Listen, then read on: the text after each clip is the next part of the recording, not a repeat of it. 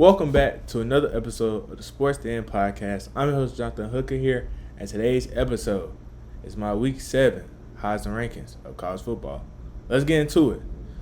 Starting at number 5, I have a tie. First is a returning player onto the list, and the other is a newbie. Let's start off with the newbie.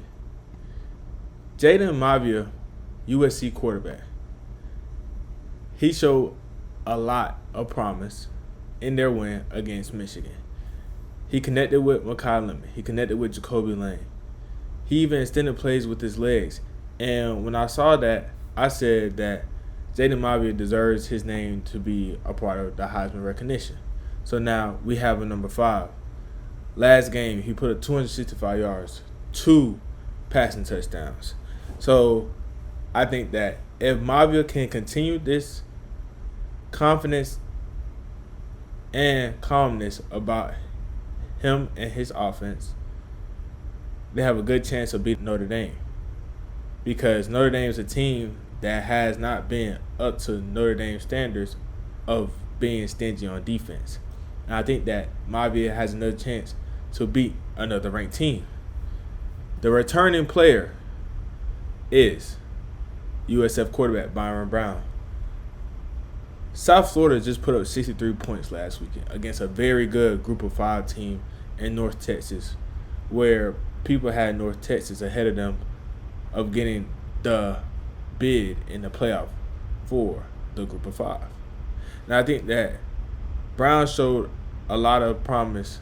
He showed his true self being a dual threat quarterback that he is, rushing for over 80 yards, getting 2 touchdowns, then passing for 245 yards and getting 2 touchdowns. And helping his team put up over 60 points in a football game is not easy. No matter who you're playing, it's not easy to do that. And I think that he did that while in the first half, they were down for most of the first half. And now getting that lead and then exploding in the second half with points in a hurry, I have to put Byron Brown number 5. The next player on this list, number 4, Marcel Reed, Texas A&M.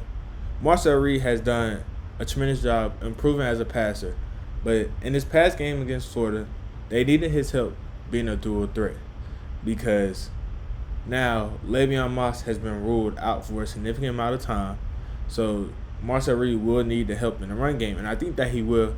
And I think that so far this season he's done a good job. But right now he's almost close to 1,500 yards, 12 touchdowns, only 4 interceptions. While this past game against Florida, he rushed 4 touchdowns. He threw for over 200 and threw for another touchdown.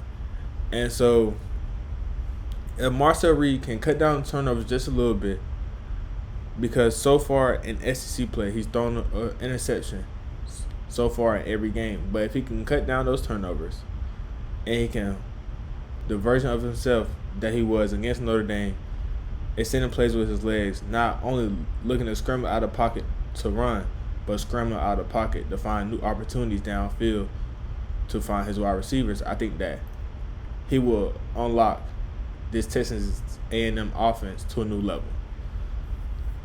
Now, number 3, Carson Beck. Carson Beck was a part of my top 2 consistently so far this season. But with the 2 ahead of him, I think that Carson Beck lost some momentum because he just didn't play last week. So now Carson Beck has another chance to regain that momentum facing a really good Louisville team. And I think that he will be back into the top 2. But I think that Carson Beck, for what he has done this season, deserves to stay in the top 3 and deserves a really good look at being a Heisman Trophy winner. Because what he has done with this offense compared to last year's, and the version of himself last year to this year, is night and day. And I think that Carson Beck is more confident. He's more relaxed. And he's being himself more, and you can see it throughout his emotions on the sideline, emotions in the game, and letting loose with his teammates. And I think that he will do a good job with Miami. I think that he will continue to perform well and get an invitation to New York. Now, my number 2, coming off a big upset win, Fernando Mendoza. Fernando Mendoza has looked like one of the most efficient quarterbacks in college football. Fernando Mendoza has looked like one of the more efficient quarterbacks in college football. Thrown for over 1,400 yards, 17 touchdowns, and only 2 interceptions so far this year.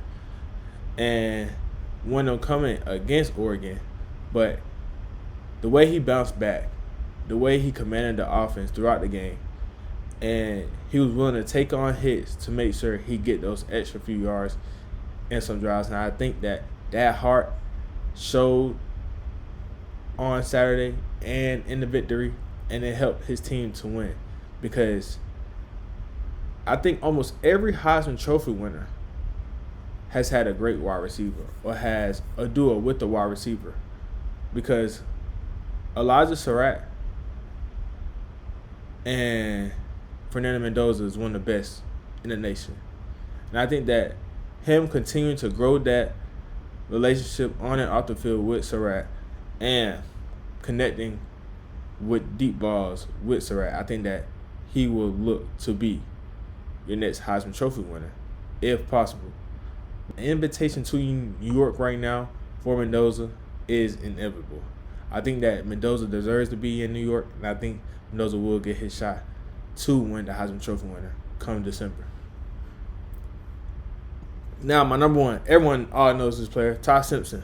Todd Simpson has looked like the best quarterback in college football, throwing for nearly 1,700 yards, 16 touchdowns, and 1 interception.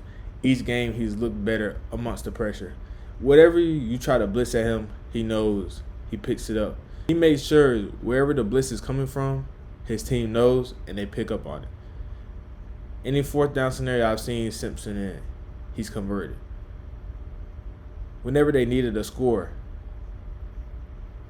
he done it. So, Simpson has looked like the best quarterback in college football, where in preseason, Todd Simpson was nowhere to be talked about except for questions around him and what can he show. And now he's answered every single bell, being the best quarterback in college football. And I think that having a wide receiver room as deep as Alabama's with Jeremy Bernard, Isaiah Horton, Ryan Williams, and the freshman wide receiver Brooks, I think that he'll be the one lifting the trophy come December. I think that right now, I think it's clear cut. So that's all for this episode. Don't forget to like, comment, subscribe, and I'll see you guys on the next one. Peace.